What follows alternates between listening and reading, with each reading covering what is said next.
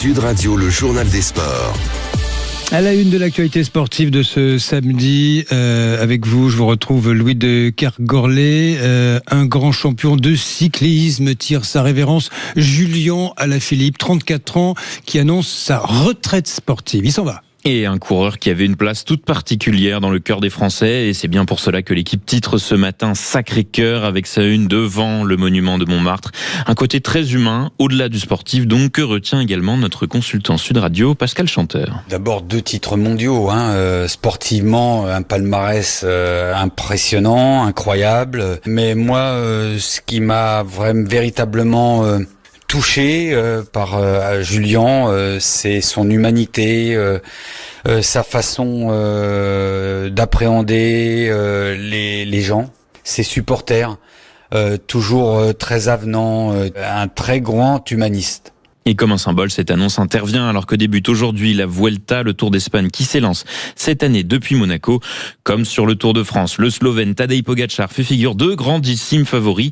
Surtout avec l'absence du Danois Jonas Vingegaard et du Français Paul Sexas au repos pour préparer la fin de saison. La Vuelta à Monaco, c'est original. Ce week-end, Louis, c'est la reprise du championnat de Ligue 1 après la très belle victoire en ouverture de l'OM 4-0 contre Strasbourg.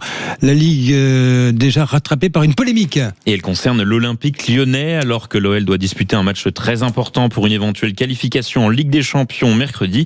Le club rhodanien avait demandé un report de son premier match face à Toulouse pour ne pas être pénalisé sportivement. Une demande refusée par la LFP et que ne digère pas le capitaine Corentin Tolisso qui dénonce une inégalité de traitement. Écoutez, on est déçus. Forcément, on aurait aimé que pour nous cette première journée soit reportée. Après, je comprends le positionnement de Toulouse, c'est sûr. Moins celui de la Ligue. On l'a vu l'année dernière quand il y avait besoin pour certaines équipes de décaler certains matchs, même si l'adversaire ne voulait pas forcément, c'était fait. Donc, on aurait aimé que notre demande soit acceptée. Maintenant, voilà, c'est chose faite. En attendant, l'OL jouera bien ce soir à 20h45 avec une équipe très remaniée donc face à Toulouse. Il y aura en même temps 3 autres rencontres, Le Mans, Brest, Nice-Lorient et Paris FC 3. Les Dauphins du PSG, récents vainqueurs du Trophée des Champions, Lens affrontent Auxerre à 17h15. À noter 3 matchs aujourd'hui pour le compte de la 3e journée de Ligue 2 avec notamment un duel Saint-Étienne-Grenoble à 20h. La descente aux enfers à présent. Depuis hier 19h, les Girondins de Bordeaux sont officiellement relégués en Régional 1 et risquent la liquidation judiciaire. La décision était très attendue par le club et ses supporters dont les yeux étaient rivés sur le tribunal administratif de Paris. Malgré l'arrivée de nouveaux investisseurs, Sparta Capital qui annonçait pouvoir combler les dettes du club et qui répondait aux demandes financières de la DNCG, rien n'y a fait.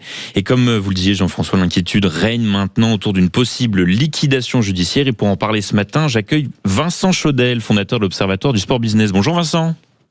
Bonjour. Bon alors déjà dites-nous Vincent, est-ce qu'il y a un monde où les Girondins de Bordeaux ne sont pas liquidés financièrement ? Oui, il y a un monde où le nouveau propriétaire qui a fait donc ce rachat auprès de Gérard Lopez ne jette pas l'éponge et assume, et globalement repartir en R1, c'est prendre 2 ans de plus pour remonter vers les sommets. Donc la question c'est de savoir s'ils veulent perdre l'argent qu'ils ont mis là dans le rachat ou pas.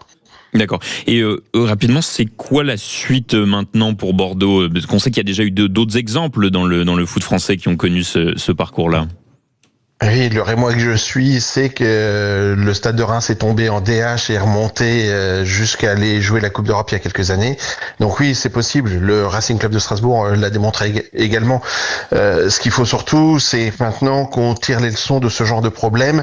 Le problème, c'est ce genre d'investisseurs. Je pense à Gérard Lopez, qui a clairement manqué d'élégance, si on peut parler d'élégance, et je reste gentil à ce niveau-là.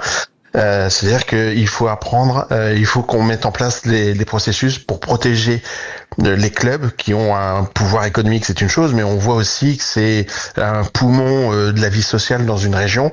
Et là, c'est tous les Bordelais et le Grand Bordeaux qui est victime de, d'un escroc peut-être, ou ça confine à l'escroquerie quand même. Bien sûr, bien sûr. Bah écoutez, merci beaucoup pour votre éclairage, Vincent Chaudel, et en espérant une remontée prochaine dans l'élite de ce joyau, ce fleuron du football français que sont les Girondins de Bordeaux. Ah oui, mais ça va devoir prendre un petit peu de temps. Merci Exactement. Louis de Kergorlé.